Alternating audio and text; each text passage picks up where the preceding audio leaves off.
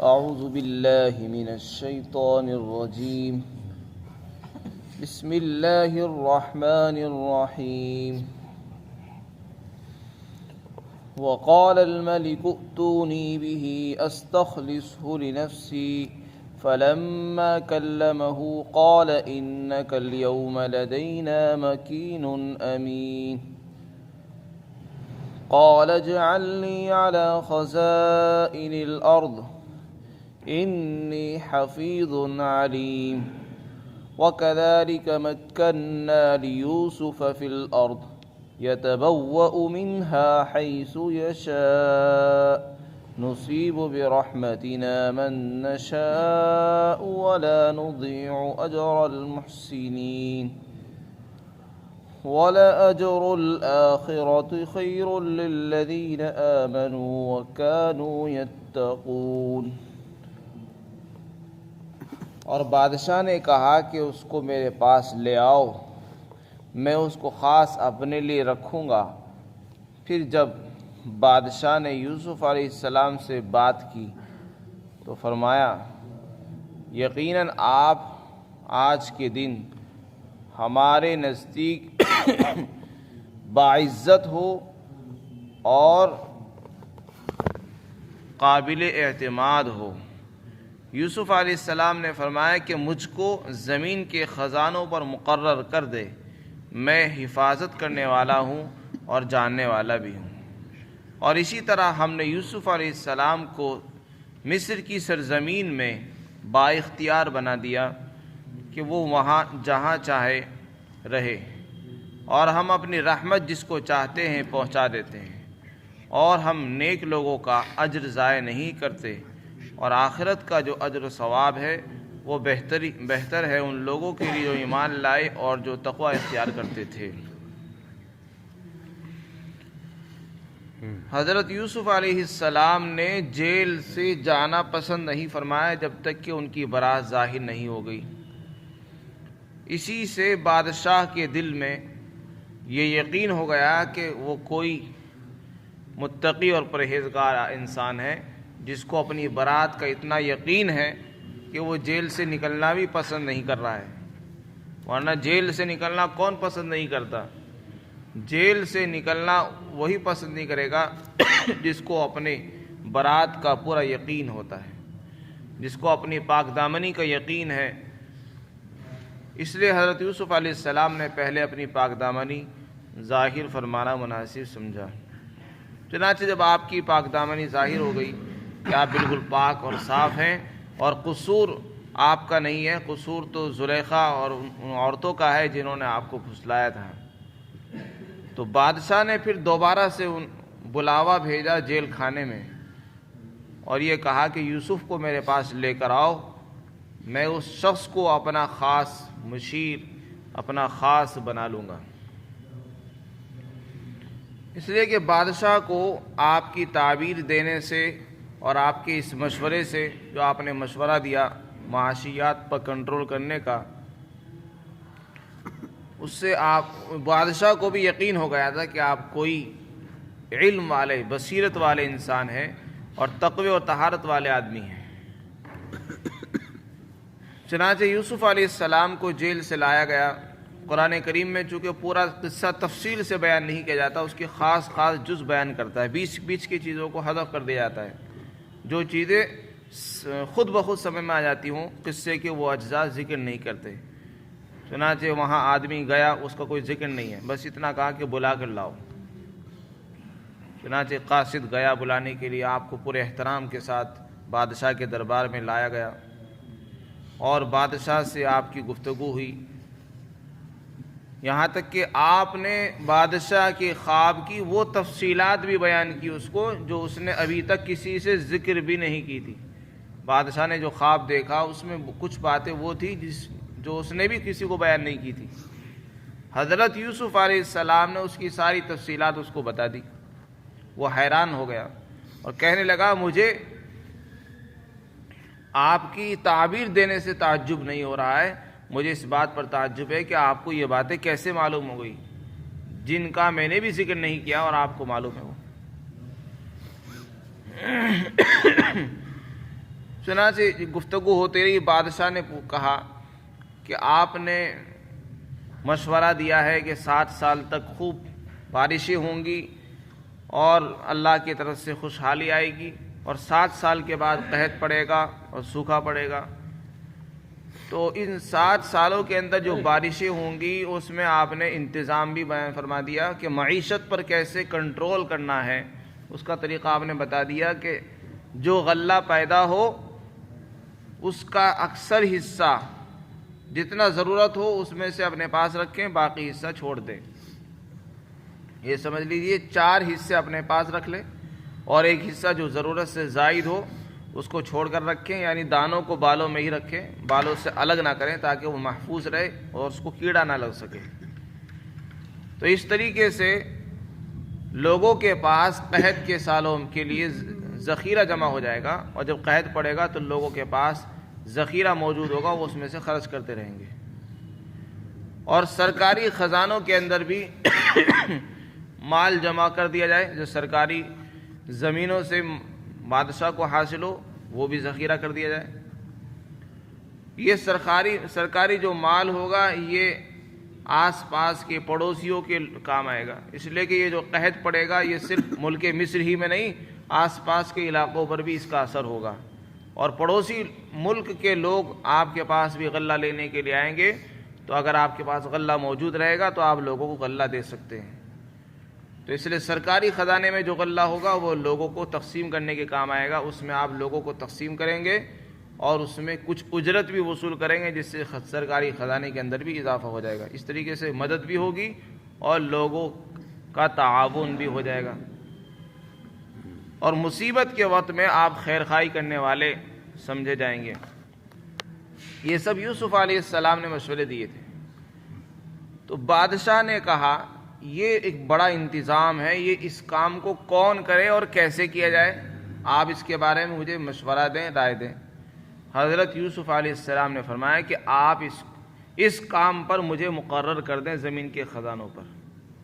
یعنی مجھے وزیر بنا دیں، زمین کے خزانوں کا مجھے ذمہ دار بنا دیں، جس میں پیداوار کی ذمہ داری بھی شامل تھی۔ اور آپ نے فرمایا ساتھ ساتھ یہ بھی فرمایا کہ دیکھو میرے اندر 2 خوبیاں ہیں، ایک تو میں حفاظت کرنے والا ہوں، یعنی میں حفاظت کرنا ہی جانتا بھی ہوں اور حفاظت کے طریقے مجھے آتے ہیں، اصول بھی آتے ہیں۔ دوسرے میں امانت دار ہوں، دوسرے میں عالم ہوں، یعنی مال کو کیسے بچایا جائے اس کے طریقے بھی جانتا ہوں، مال کو کہاں خرچ کرنا ہے اس کے مصرف بھی جانتا ہوں، کہاں خرچ نہیں کرنا وہ بھی جانتا ہوں، کون اس کا مستحق ہے وہ بھی جانتا ہوں، کون مستحق نہیں ہے اس کو بھی جانتا ہوں۔ یہ دونوں خوبیاں جو ایک وزیر میں،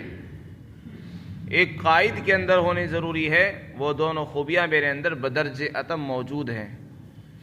اسی سے یہ بات معلوم ہے کہ ہر وزیر کے اندر یہ 2 خوبیاں ہونی چاہیے، جبھی جا کر وہ اپنے منصب کا صحیح فائدہ اٹھا سکتا ہے اور اپنے کام کو انجام دے سکتا ہے۔ اس لیے کہ اگر وزیر کے اندر حفاظت کا ملکہ نہ ہو تو سرکاری خزانے ضائع و برباد ہو جاتے ہیں۔ اسی طرح اگر اس کو پتہ نہ ہو کہ کہاں خرچ کرنا ہے، اس کا علم نہ ہو، تو مال غیر مستحق لوگوں کو اور مالداروں کو پہنچ جاتا ہے، چور اور ڈاکو اس کو لے کر چلے جاتے ہیں، اور جو مستحق ہوتے ہیں وہ محروم رہ جاتے ہیں۔ تو یہ 2 خوبیاں یوسف علیہ السلام میں موجود تھی، آپ نے بیان فرمائی۔ بادشاہ نے آپ کو اس کی ذمہ داری دے دی، لیکن ایک دم نہیں دی، 1 سال تک آپ اس کے دربار میں مہمان کے طور پر رہے، اور جب رہتے رہتے آپ اس کو یقین ہو گیا کہ آپ واقعتاً ایک مطمئن آدمی ہیں، بھروسے مند آدمی ہیں، تو آپ کو خزانوں کی ذمہ داری دے دی اور مالیات کا پورا نظام آپ کے حوالے ہو گیا۔ یہاں تک کہ لکھا ہے مفسرین نے کہ آہستہ آہستہ امور سلطنت، بادشاہت کے جو امور تھے، کام تھے، وہ بھی آپ کے سپرد کر دیے گئے تھے بعد میں۔ اب سوال یہ ہے کہ حضرت یوسف علیہ السلام نے یہاں پر اپنی طرف سے یہ درخواست کیوں کی کہ آپ مجھے وزیر بنا دیں اور زمین کے خزانوں کا مالک پر مقرر کر دیں، جبکہ حدیث کی تصریحات سے یہ بات معلوم ہوتی ہے کہ کسی بھی عہدے اور منصب کا مطالبہ کرنا اور طلب کرنا یہ صحیح نہیں ہے، جائز نہیں ہے۔ حضرت عبد الرحمن بن سمورہ رضی اللہ عنہ کی حدیث ہے، وہ فرماتے ہیں کہ نبی پاک صلی اللہ علیہ وسلم نے ارشاد فرمایا کہ اگر تو کسی ذمہ داری کو سوال نہ کرنا، کسی ذمہ داری کا سوال نہ کرنا امارت کا امیر بننے کا۔ اگر تیرے سوال کرنے پر تجھ کو امیر بنا دیا گیا تو وہ عمارت تیرے سپرد کر دی جائے گی، تو اس کے حوالے کر دی جائے گی، یعنی تو جان اور تیرا کام جان، اللہ کی مدد اب نہیں آئے گی۔ جو آدمی کسی عہدے کو، عمارت کو، امیر بننے کو، ذمہ دار بننے کو خود مانگتا ہے کہ مجھے امیر بنا دیا جائے، مجھے ذمہ دار بنا دیا جائے، تو اللہ کی طرف سے اس کی مدد نہیں ہوتی۔ حدیث پاک کے اندر آتا ہے جو عہدہ خود مل جائے اس کو لے لو، اس میں اللہ کی مدد ہوگی۔ اگر آپ کو امیر بنایا جا رہا ہے، آپ کے اندر کوئی طلب نہیں ہے، خود بنایا جا رہا ہے، لوگ آپ کو چن رہے ہیں کہ آپ آگے بڑھیں، تو پھر اس کو قبول کر لو اگر واقعتاً آپ کے اندر اعتماد ہے کہ میں اس کام کو انجام دے سکتا ہوں۔ اور اگر آپ خود مرضی سے مانگ رہے ہو اور پھر آپ کو آپ کے سوال پر مل جائے تو پھر اللہ کی طرف سے مدد نہیں ہوگی، وہ عہدہ آپ کے سپرد کر دیا جائے گا اور آپ کو اس کے حوالے کر دیا جائے گا، پھر اللہ کی مدد نہیں آتی اس کام کے اندر۔ اب یہاں سوال یہ ہے کہ حدیث میں تو یہ بھی آتا ہے کہ سوال نہ کرو۔ حضرت یوسف علیہ السلام نے یہاں کیوں درخواست کی کہ مجھے زمین کے خزانوں پر مقرر فرما دیں؟ تو اس کا جواب یہ ہے کہ اصل میں بات یہ ہے کہ جب آدمی کو یقین ہو جائے کہ جس کام کی صلاحیت میرے اندر موجود ہے اس کام کی صلاحیت کسی اور میں ہے نہیں، اور اس کو خطرہ یہ ہو کہ لوگوں کی بھلائی اسی کے اندر ہے کہ میں اس کام کو انجام دوں، اگر میں نے اس کام کو انجام نہیں دیا تو لوگوں کی خیرخواہی نہیں ہوگی، لوگوں کے حقوق ضائع ہو جائیں گے اور لوگوں کا نقصان ہوگا، تو پھر عہدہ قبول کر لینا چاہیے، بلکہ اس کا مطالبہ بھی کرنا جائز ہے۔ اگر کسی آدمی کو اپنے اوپر اتنا اعتماد ہے کہ میں اس فریضے کو جس خوبی کے ساتھ انجام دے سکتا ہوں کوئی اور نہیں دے سکتا، اور کوئی اور انسان ہے بھی نہیں اس کے قابل، اس لیے اس کے لیے جائز ہے کہ وہ قبول کر سکتا ہے۔ اور ہر عہدے کے لیے جو چیزیں اصول ضروری ہیں وہ یہاں پر بتا دی گئے۔ ایک تو سرکاری خزانے کی حفاظت کی صلاحیت ہونی چاہیے کہ سب سے پہلی چیز یہ کہ ہمارا خزانہ ضائع نہ ہو، برباد نہ ہو۔ دوسرے یہ کہ اس کو کہاں خرچ کرنا ہے اس کا بھی معلومات ہونی چاہیے، کون مستحق ہے، وہ کہاں خرچ کرنا ہے، کہاں نہیں کرنا ہے، چور اور ڈاکو نہ لے جائیں۔ یہ دونوں صلاحیتیں حضرت یوسف علیہ السلام میں موجود تھی، اس لیے آپ نے مطالبہ کیا۔ تو آپ کا یہ مطالبہ جو ہے خیر خواہی کے لیے تھا عام لوگوں کی، اس لیے کہ آپ کو معلوم تھا کہ جب قحط پڑتا ہے اور لوگ پریشان ہوتے ہیں، مصیبتیں آتی ہیں، تو کوئی کسی پر رحم نہیں کرتا، پھر یہاں تک کہ اپنے بچوں تک کو لوگ بیچ کے کھا جاتے ہیں۔ تو حضرت یوسف علیہ السلام کو یہ خطرہ تھا کہ چونکہ بادشاہ کافر ہے اور ساری رعایا اور عوام بھی کافر ہیں جن کے پاس ایمان تک نہیں ہے، تو وہ کسی کے ساتھ خیرخواہی کیسے کر سکتے ہیں، ان کے ساتھ رحم کی کیا امید کی جا سکتی ہے جب ان کے پاس ایمان نہیں ہے۔ اور جب مصیبت آئے گی تو پھر لوٹ مار ہوگی اور لوگ جو ہے سرکاری خزانے کو لوٹیں گے، کوئی چور چرا کر لے جائے گا، کوئی ڈاکہ ڈالے گا، اور یہاں تک کہ غیر مستحق لوگوں کو مال مل جائے گا، جو مستحق ہیں، حقدار ہیں، ان تک مال نہیں پہنچ سکے گا۔ تو مصیبت کے وقت میں جو ضرورت مند ہوتے ہیں ان کو مال نہیں ملتا، غلہ نہیں ملتا، اور جو بے ضرورت ہوتے ہیں ان کو مل جاتا ہے۔ تو حضرت یوسف علیہ السلام نے عامۃ الناس کی خیرخواہی کو پیش نظر رکھتے ہوئے اس کا مطالبہ کیا، کیونکہ اللہ نے مجھے ایک تو نبوت عطا فرمائی ہے اور ایمان عطا فرمایا ہے، اور اللہ نے مجھے علم بھی دیا ہے، حفاظت کا طریقہ بھی مجھے سکھایا ہے، اور آپ یہ بھی چاہتے تھے کہ اللہ کا قانون دنیا میں نافذ ہو، چونکہ آپ نبی تھے، اور نبی تو اسی کوشش میں رہتا ہے کہ کسی طرح اللہ کے احکامات جاری ہو جائیں، دنیا میں اللہ کا قانون چلے اور اللہ کا دستور قائم ہو جائے، عدل و انصاف قائم ہو، لوگوں کو ان کے حقوق ملتے رہیں، کسی پر ظلم اور زیادتی نہ ہو۔ اس کی آپ کی کوشش تھی، اس لیے آپ نے اسی کو مناسب سمجھا تاکہ یہاں رہتے ہوئے تبلیغ بھی ہو سکے، اللہ کے احکامات بھی نافذ ہوتے رہے، چنانچہ آپ نے اس کا مطالبہ کیا۔ اور ایسا آدمی کے لیے صرف جائز ہی نہیں بلکہ ضروری اور واجب ہو جاتا ہے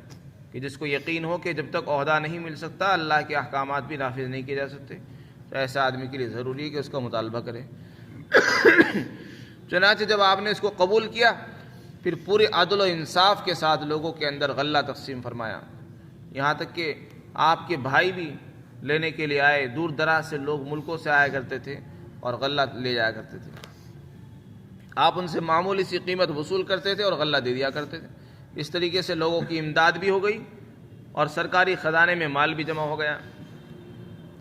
تو یہاں پر اسی کا بیان ہے۔ اللہ تعالیٰ فرماتے اور بادشاہ نے کہا کہ آپ اس کو میرے پاس لے آؤ، میں اس کو اپنا خاص آدمی بنا لوں گا۔ پھر جب بادشاہ نے یوسف علیہ السلام سے بات کی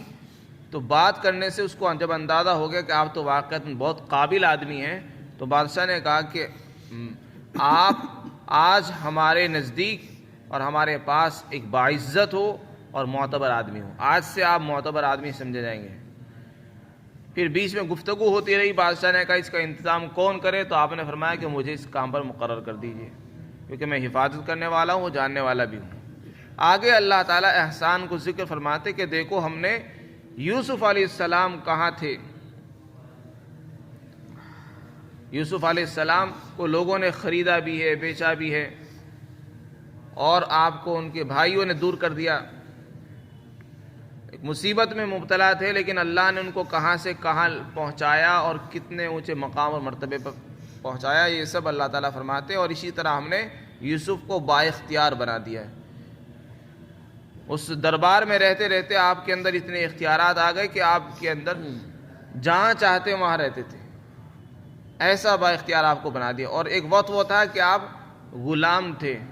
مجبور تھے، مصیبت زدہ تھے، اور آج بااختیار ہیں، جو چاہے کر سکتے ہیں، جہاں چاہے رہ سکتے ہیں، اس قابل اللہ تعالیٰ نے آپ کو بنا دیا۔ اللہ تعالیٰ فرماتے ہیں صرف یہ یوسف کے ساتھ ہی خاص نہیں ہمارا اصول، ہم جس کے ساتھ چاہتے ہیں اپنی رحمت پہنچا دیتے ہیں اس کو، شرط یہ کہ آدمی اللہ کی اطاعت اور فرمانبرداری اختیار کرے۔